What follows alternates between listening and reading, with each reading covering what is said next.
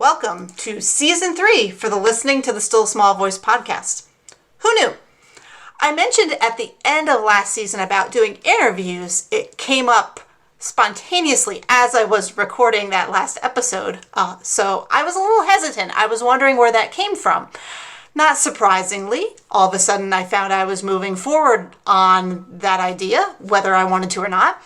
And I found that there's a reason that the interview format works, and it's because it works. But still, I was hesitant to go there because many interviews always leave me wanting more. I know that's the marketing thing. I know that that's the goal, to be teasers for people, and then you go to their website or you go to their Instagram or their social media or whatever and find out more. That's the goal. But I still want more. So I decided to do a little something different and a little something more with this season, and you'll have to tell me if it works or not. So right now I have 3 people, and each person is someone I've met and interacted with under very different circumstances. And I'm excited about the range and the potential just with these 3 people.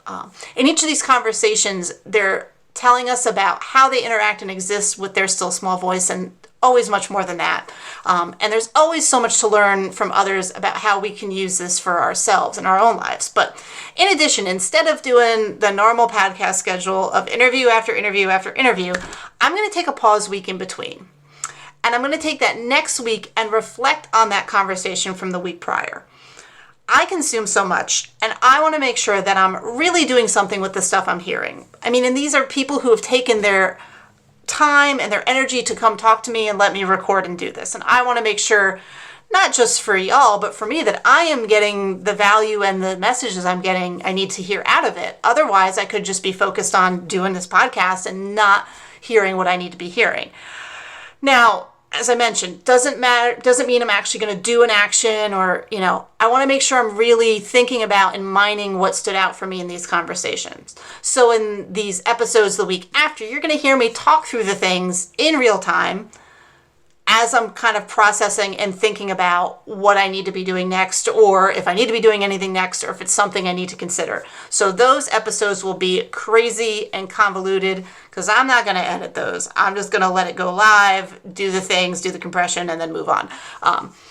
It also means that I'm going to be listening to the conversations again, those interviews again, and hear them as a listener and as the participant. So super kind of meta, but I think it's going to work. It's really going to be a challenge for me because usually once I create something, I send it out into the universe and I never look at it, listen to it, engage with it again.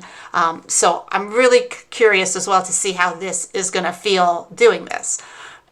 My plan is to drop the first episode on Monday, April 29th, because I'm a Monday person, and once a week thereafter.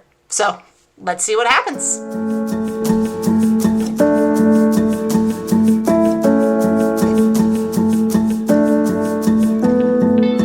Welcome to Listening to the Still Small Voice. I'm Jennifer, your host, the Still Small Voice Whisperer.